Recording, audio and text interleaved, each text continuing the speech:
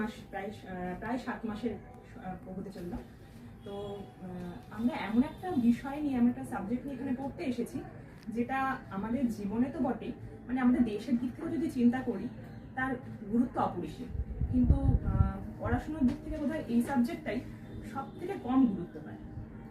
মানে আমরা যা যা পড়ছি সেগুলো, ডাক্তারি, ইঞ্জিনিয়ারিং, বিভিন্ন ক্ষেত্রে যা যা পড়ছি সেগুলো যেমন প্রতিটার গুরুত্ব আছে, সেটার গুরুত্ব অনস্বীকার্য, এবং এগ্রিকালচারের যে কি প্রভূত গুরুত্ব আমাদের প্রত্যেকের জীবনে রয়েছে সেটা তো আমরা অস্বীকার করতে পারি না, কিন্তু সেটাই বোধহয় সব থেকে বেশি অবহেলিত হয়, অন্তত পড়াশোনার ক্ষেত্রে তো বটেই।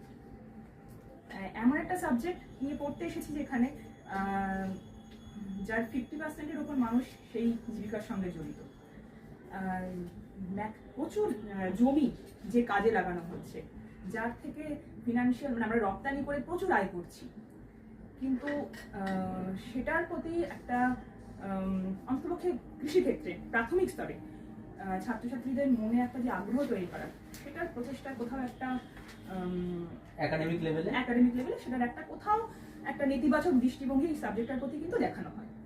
তো আমরা বলবো যে আমরা খুব ফরচুনেট, বা আমরা খুবই সৌভাগ্যবান যে আমরা এমন একটা সাবজেক্ট চুজ করার সুযোগ পেয়েছি যার মাধ্যমে এই বিষয়টা সম্পর্কে একটা ধারণা লাভ করতে পারছি।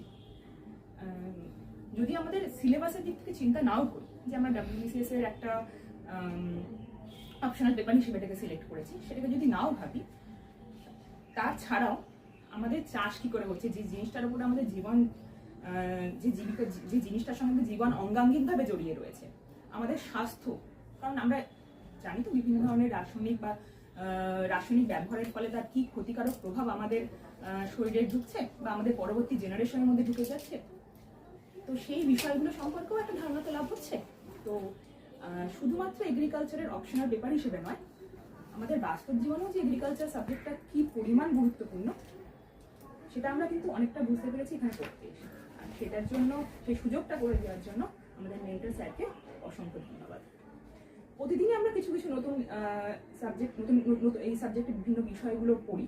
তো তার মধ্যে আজকে যেটা পড়লাম, যেটা আমরা খুব মানে ব্যবহার হতে দেখি, ইভেন আমরা অনেকে বাড়িতেও এটা করার চেষ্টা করি, তার মধ্যে একটা হচ্ছে ভেজিটেটিভ প্রপাগেশন বা কলম পদ্ধতি। এবার কলম পদ্ধতির মধ্যে আমরা 4 ধরনের, মানে কলম করার প্রয়োজন হয় কেন সেটা তো